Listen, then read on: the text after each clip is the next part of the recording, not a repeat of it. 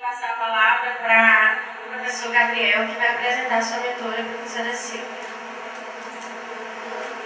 Bom dia a todos.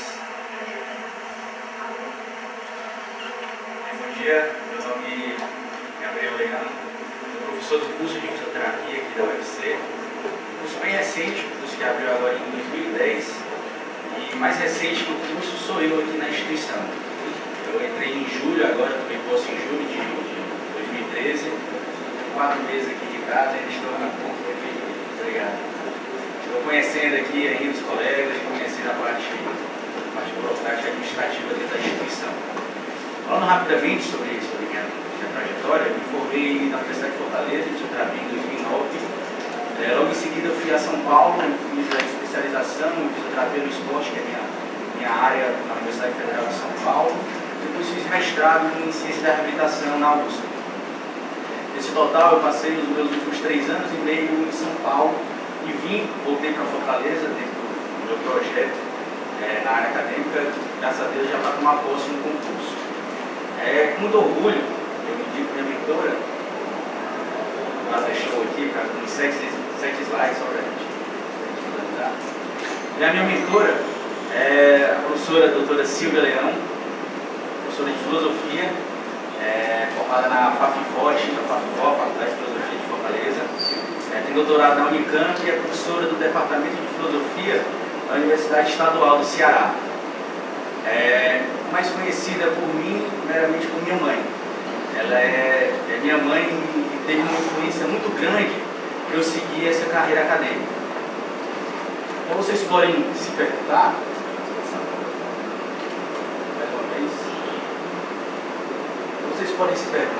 como uma professora de filosofia, que sua área de atuação é filosofia grega, principalmente Platão e Aristóteles, e filosofia medieval, principalmente Santo Tomás de Aquino e Santo Agostinho. Iniciar um aluno, estudante de fisioterapia. Não pensem que é pelo simples fato dela ser minha mãe, como a gente pensa de primeira professora, a primeira mentora que nós temos. Isso por si só já justificaria uma indicação dessa. Mas vai mais que isso. Dentro dos meus 27 anos, eu convivi uma vida toda dedicada à docência, dedicada à pesquisa, ao ensino, à universidade. Então, desde as minhas primeiras lembranças na infância, e isso me marca muito, eu acompanhando, não só minha mãe, mas meu pai também, em sala de aula, em reunião de professores, dentro da universidade, que muitas vezes não tinham onde me deixar. Então, isso me marcou muito, isso foi uma influência muito forte dentro de mim. Com certeza, essa foi a semente plantada, desenvolveu uma raiz muito grande ao longo do meu amadurecimento. Isso, eu senti um chamamento para seguir essa área também, essa área da docência. Então, dentro desse aspecto, além de acompanhar a trajetória dos meus pais, da minha mãe em cima disso, teve um marco muito grande para mim, que eu tenho recordações e lembranças muito fortes, que nós moramos em São Paulo, isso em 1990, eu tinha 4, 5 anos, e tenho uma irmã que era de colo ainda. Nós moramos em São Paulo com o objetivo de minha mãe fazer o doutorado dela e meu pai fazer o seu mestrado. Então essa é uma lembrança muito forte que eu tenho de acompanhar essa trajetória acadêmica deles e as dificuldades que você tem de sair de Fortaleza e ir para São Paulo. Eu passei 3 anos e meio, fui sozinho, já é difícil, mas hoje em dia com certeza é muito mais fácil esse processo, com certeza vários de vocês passaram por isso. Mas isso há mais de 20 anos atrás, onde o apoio era mais difícil, pensando ainda com 2 crianças pequenas para cuidar. Então eu tenho lembranças muito fortes disso, de dormir em casa de vizinho, babá, porque meus pais estavam nas universidades estudando, estavam tendo grupos de reunião, enfim, tudo isso. Lembro muito do meu pai com vários livros em inglês, tendo que estudar, minha mãe com fita cassete em alemão, tendo que estudar alemão. Então isso me marcou muito. Isso eu acho que foi um grande start para mim, para eu iniciar essa carreira docente, isso lá nos primórdios. E dentro desse período, minha mãe ainda conseguiu uma bolsa DAD, uma parceria que tem Alemanha e Brasil, e conseguiu uma bolsa e foi morar na Alemanha. Morou 10 meses, 1 ano na Alemanha, se não me engano. E eu acho que isso foi muito corajoso da parte dela. A gente não estava na nossa cidade natal, estávamos em Fortaleza. Nós estávamos no interior de São Paulo, uma cidadezinha pequena chamada Alpolândia, que fica perto de Campinas. E Campinas é onde tem o centro, tanto da PUC como da Unicamp. Então, a gente não tinha amigos, poucos parentes, então era bem difícil. E mesmo assim ela teve a coragem de deixar as duas crianças só para o meu pai cuidar. O meu pai também foi muito corajoso nesse aspecto, que apoiou minha mãe, sabia que isso era um objetivo dela. Então, essa importância que sempre tive dentro de casa para a área acadêmica, isso me marca. Esse desprendimento deles, não o desprendimento que eu falo no sentido pejorativo da palavra, mas no sentido quando você tem uma meta, tem um objetivo, você trilha um caminho todo para alcançar. Independente se eu vou ter que ir para fora de casa, ficar longe da minha família, independente se eu tenho um filho para cuidar, a gente vê o que a gente faz, porque vão ter experiências, vão ter conhecimentos, depois que isso vão agregar valor na sua formação acadêmica, na sua experiência, e claro que o objetivo final é sempre repassar essa experiência para os nossos alunos. Então isso me marcou muito. Então, a volta da Alemanha, depois voltamos para Fortaleza, sempre acompanhando, meu pai trabalhando de manhã e de noite no Banco Estadual do Ceará, né, que hoje é o Bradesco, e dando aula de noite na FIC, na FANOR. Minha mãe sempre na Universidade Estadual do Ceará, ela tem uma biblioteca lá em casa, enorme biblioteca. Então, se alguém quiser encontrar minha mãe, ela vai estar dentro dessa biblioteca, principalmente entre meia-noite e 4 horas da manhã, você encontra com certeza lá. Então isso me marca muito até hoje. Então claro, meu pai é engenheiro, minha mãe é da área de humanas, filosofia, eu entrei para a área da saúde, a área de fisioterapia, não tem nada a ver, mas à medida que chegava perto da minha formatura, da minha graduação, eu sentia que quase de forma instintiva esse chamamento para continuar a carreira acadêmica.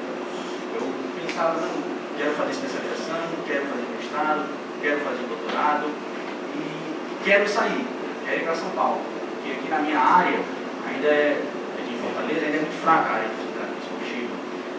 Não temos mestrado, não temos pós-graduação aqui na área de fisioterapia, temos em áreas afins, fisiologia, patologia, enfim. Mas eu queria fazer fisioterapia ou ciência da reabilitação, que era a minha área. Então, isso foi de forma muito, muito natural para mim. Isso era quase que eu me senti obrigado a fazer isso. Passar por isso novamente, como meus pais passaram, sendo que eu como coadjuvante, né, sendo aluno, sendo filho, mas queria passar por esse desafio. Eu os vi passando, e os vi vencendo esse desafio. Então, quando eu me formei, decidi ir para São Paulo, logicamente, o apoio foi 100%, né, para eu ir, e lá também tive vários mentores. Como da forma que na Unifor, na Universidade de Fortaleza, também tive vários mentores. Né? Sendo que a minha formação na Unifor, pelo menos na minha época, não sei como está hoje em dia, ela é muito voltada para a clínica. Na área de fisioterapia, ela é muito voltada para a clínica. A gente tem pouco estímulo em pesquisa e na área de docência. Mas lá em São Paulo não. Em São Paulo eu tive um estímulo muito forte. A minha orientadora também me estimulava muito a entrar nessa vida acadêmica, a dar aula dentro. A minha entrevista no mestrado já foi uma pergunta dela que ela disse depois que era de sua importância. Era eu voltar para Fortaleza e eu seguir a área acadêmica. Era isso que ela queria. E a fisioterapia ainda precisa crescer muito aqui no Brasil e precisa disseminar muito esse conhecimento. O objetivo dela era esse. Ir para São Paulo, mas depois voltar. Mas eu falei para ela, falo para alguns amigos meus e falo para vocês e para os meus pais aqui. Eu tive vários mentores, mas com certeza a grande mentora que eu tive foi minha mãe. Por isso que eu falo que minha mentora é a mentora das mentoras. E minha mãe a minha mentora é professora, é filósofa, é doutora, mas acima de tudo, minha mentora é minha mãe. Então eu tenho um contato direto com ela, tenho um acesso direto com ela, converso muito com ela sobre as coisas que acontecem dentro da faculdade, pedindo dicas, né, como eu mesmo falei. 4 meses de experiência aqui dentro da UFC e minha experiência de docência está sendo dentro da UFC. Minha experiência docenciante é praticamente zero. Então é uma pessoa que eu tenho um diálogo muito grande e que eu tenho muito orgulho hoje em dia dela estar sentada aqui ao meu lado, podendo estar homenageando. E se de alguma forma eu estou aqui agora e vou seguir nos próximos, no uma vida toda como docente, ela é o fator determinante para isso. Então, eu só tenho a agradecer. Obrigado.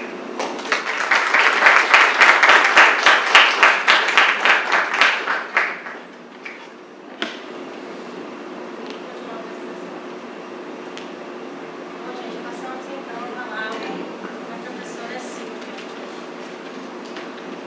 Bom dia a todos.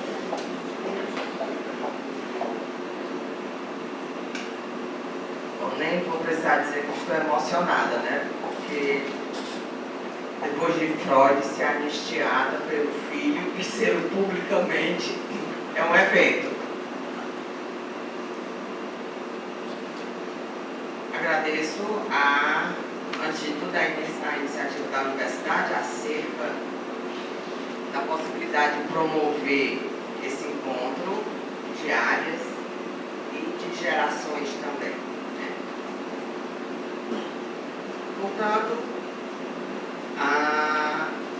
considero a relevância desse encontro, congregando diversas gerações e áreas do saber humano, naquilo que concerne mais propriamente ao melindroso nó existencial entre docentes e discentes.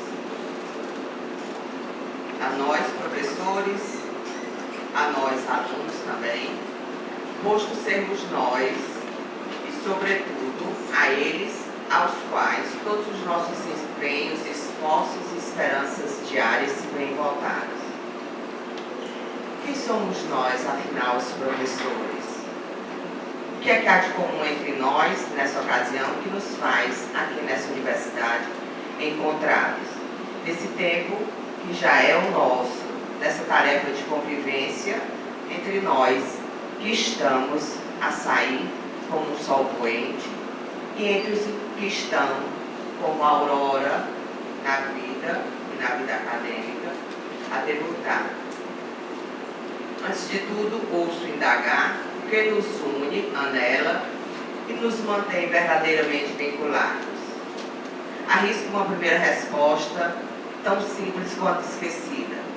Somos homens, e é disto que jamais podemos nos esquecer. Aqui estamos, e aqui só podemos estar porque somos a única espécie na qual o esforço do manter-se vivo exige que sejamos criativos, que inventemos não somente a nós mesmos, mas as condições para exercermos os nossos ofícios. O ato histórico do fazer-se, do inventar-se, é de natureza cotidiana. Isso que os novos começam agora a fazer, nós já vemos fazendo há décadas. Esse exercício jamais é individual, é sempre partilhado em esforço coletivo e também individual. O manter-se além de vivo, manter-se dignamente vivo. Não se faz isso em ato mágico isolado, conquista-se o que se é como espécie e como indivíduo, numa diligente obra da qual todos somos partícipes. A implicação imediata para fins de consideração ao que está sendo refletido por nós é que tudo aquilo em que consistirá o nosso fazer acadêmico haverá de ser feito conjuntamente por nós, professores e alunos, assumindo ambos a responsabilidade do fazer e do pensar, do acertar e também do errar juntos. Significa, então, que o ato criacional a que nos dedicamos funda-se na mútua determinação já pressuposta no nosso ofício. Ao exercermos a nossa atividade profissional, estamos nos exercendo, antes de tudo, como seres humanos. O profissional que somos, antes de tudo, revela a pessoa que somos. Ao fazê-lo, estamos cumprindo a grandiosa tarefa que nos compete de manter vivo e renovado este espetacular legado da sabedoria humana que se tem realizado por mediações práticas e mediações teóricas. Somos seres que, por serem humanos, aprendem A prática, aí aprendem mediante a teoria, não uma ou outra, mas ambas simultaneamente. Agimos e pensamos, praticamos e refletimos, fazemos e sabemos. Este é o nosso modo de ser. Podemos então extrair disso a implicação que nos toca na universidade. Nós, os professores e os alunos, somos ambos fazedores e pensadores. Não somos nós, os professores, os pensadores, e eles, os alunos, meros fazedores. Todos nós carregamos, na própria humanidade, a responsabilidade do fazer e do pensar, pois não é ofício docente o fazer pelo aluno, e muito menos o pensar por ele. Nós, os profissionais das diversas ciências, nos juntamos aos alunos para que conheçam, vale dizer, apropriem-se, tornem próprio os saberes conquistados, pelo grandioso esforço dos que nos antecederam a todos. Os alunos ou os profissionais com ainda pouca experiência. Desculpa, é porque eu canejei ar-condicionado.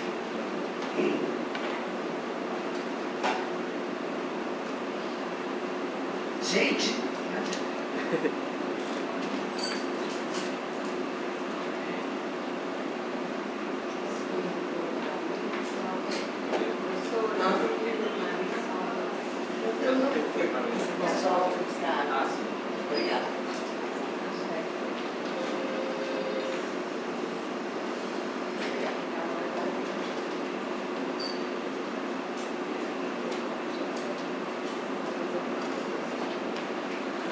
então,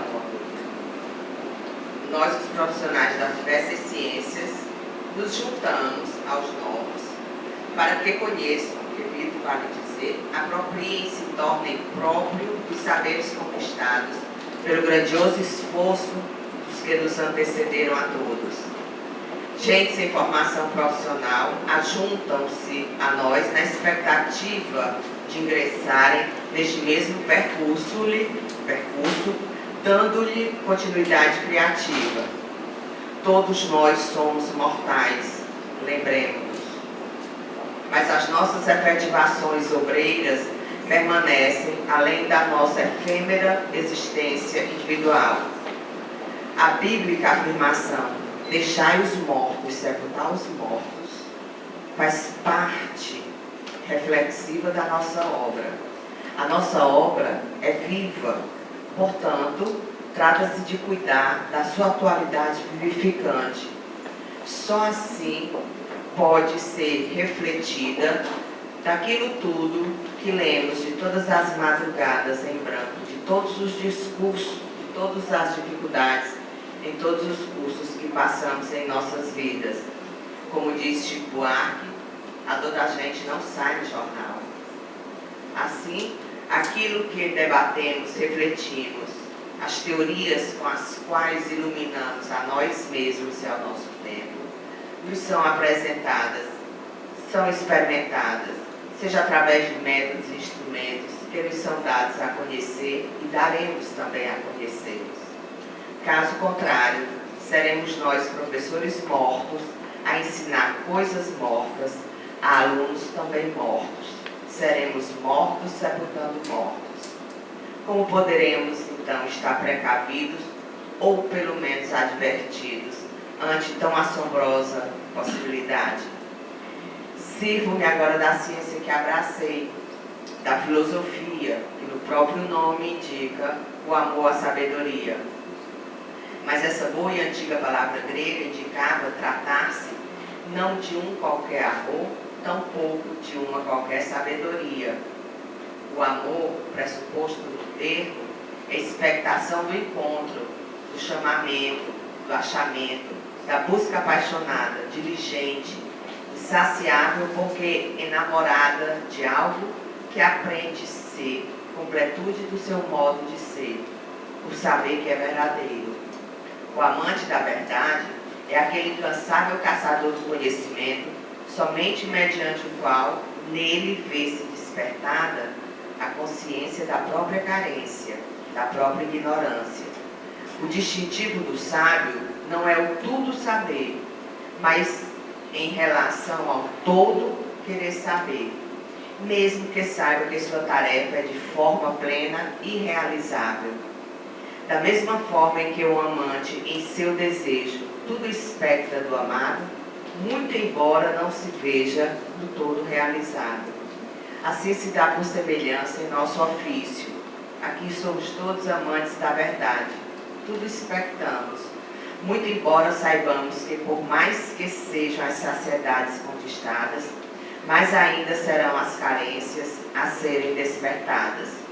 O móvel da sabedoria, do itinerário da ciência, parece que reside aqui, no desejo crescente de mais saber verdadeiramente, que não há de ser confundido com a simples curiosidade do saber mais. Estou me referindo à humildade da ciência, não estou me referindo à vaidade da informação. Ali nós temos a consciência da própria ignorância, e aqui ignora-se a própria consciência. Portanto, podemos pensar em que poderia consistir no seu núcleo aquilo a que nós nos propomos como professores. Nada mais seria do que despertar no aluno o amor à verdade. Nada mais do que isso. Ou como disse Hegel em Heidelberg, em 1831, na lição inaugural, cabe a nós uma única tarefa: atear o fogo da ciência em todos vós. Isto significa despertar o amor. E tudo aquilo que é referido ao amor tem em si as operações aperfeiçoadas. Sirvo nesse instante de Aristóteles para despertar nossa reflexão continuada. A diferença que há entre o mestre de obras e o operário significa que o operário sabe fazer e o mestre de obras sabe as razões do fazer. O porquê do próprio fazer é decisivo e distintivo da nossa postura. Se não soubermos o porquê do nosso fazer, jamais seremos mestres. Seremos sempre operários, embora concursados. No longo itinerário da nossa cultura, a sabedoria constituiu-se, sim, como sinônimo do saber. Parece redundante, mas não o é. Se observarmos hoje aquilo que é considerado sabedoria, bem mais significa algo da natureza do fazer do que do saber. O como imediato tem a pretensão de substituir o velho porquê. É claro que a universidade dispõe de condições para que nós possamos aprender a fazer, mas, sobretudo, deveremos aprender as razões disto. Caso contrário, não faremos ciência de qualquer espécie. Seremos operários repetidores e não saberemos jamais o que é criar diante do outro. O que não significa improvisação, mas, a citar Pedro Nava, a experiência é mesmo um farol voltado para trás. Quer dizer, estaremos sepultando a criação e a nós mesmos como homens. Portanto, este caminho da nossa arte, do nosso ofício, não é novo, mas sempre é original quando se efetiva. Trata-se da jamais envelhecida maiêutica socrática, que quer dizer, no grego, nada mais do que parto, o parto das ideias. Devemos conduzir, e esta talvez seja a nossa única atividade, conduzir o espírito do outro a que seja paridor de si, das próprias ideias, e não repetidor do que leu no quadro ou que leu no livro. Essa é a única atividade do espírito, o conhecer-se a si mesmo, que não se trata de um psicologismo barato, mas é o pensar o próprio pensamento. Ninguém pode ter a pretensão de ensinar o outro a pensar. Se o indivíduo faz parte da espécie, ele pensa. Agora, pensar o próprio pensamento é tarefa diligente que só se realiza mediante a consciência que se torna autorreflexiva. É por isso que o objetivo da maiêutica, vale dizer, do mestre que conduz o espírito do outro à reflexão, não é outro senão o de dirigir, como uma parteira dirige o parto. Mas quem há de parir é aquele que está prenhe do espírito. Ninguém pode parir por ninguém. Tornar o próprio pensamento objeto de reflexão culmina necessariamente com a morte do mestre. Todo bom mestre ajuda e espera que o seu discípulo cometa o parricídio. É a morte simbólica de si. É quando o aluno se torna mestre dele, deixando a condição de discípulo.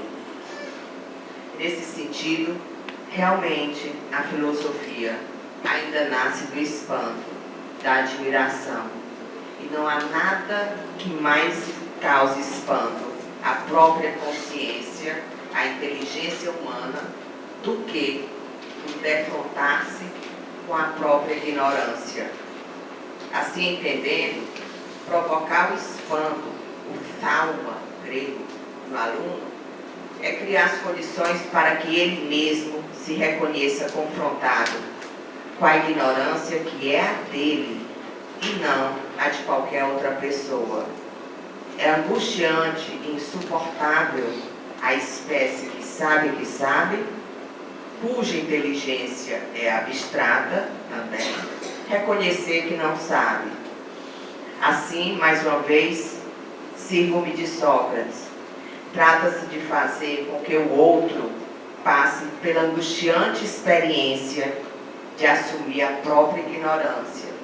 Eis o sinal e condição da sabedoria, o reconhecimento de que não sabe. O confronto não se faz entre a sabedoria de determinado autor, pensador, escola teórica, professor, e a ignorância do aluno acerca daquilo. Não mesmo. Assim, isso já é pressuposto. Todos nós, em certa medida, quem mais, quem menos, sabe o que sabe e sabe o que ignora. Muito menos tratar-se-ia de um confronto entre a suposta sabedoria do professor e a ignorância do aluno em relação a ela. Isso também não espanta ninguém. Portanto, não origina o desencadear da busca pelo saber. Em ambas as situações, os alunos cochilam cá para nós, como nós mesmos tantas vezes cochilamos em sala de aula, diante dessas situações. Portanto, chegamos ao fim do núcleo desta reflexão. Reflexão sobre o movimento do pensamento. Pensar o próprio pensamento. Pois pensar todo indivíduo, repito, pensa. Não há de ser esperado de nós a tarefa de fazer com que os outros pensem. Todos fazem isso muitíssimo bem porque já são racionais. A tarefa docente não poderia consistir nesta pretensão desarrazoada. Fazer um indivíduo racional pensar. Mas o abre-te sésamo da sabedoria e da ciência vai além do pensar, porque a novidade, que já se efetiva há quase 30 séculos na filosofia, é de refletir sobre a própria reflexão. É a chave mestra de qualquer teoria.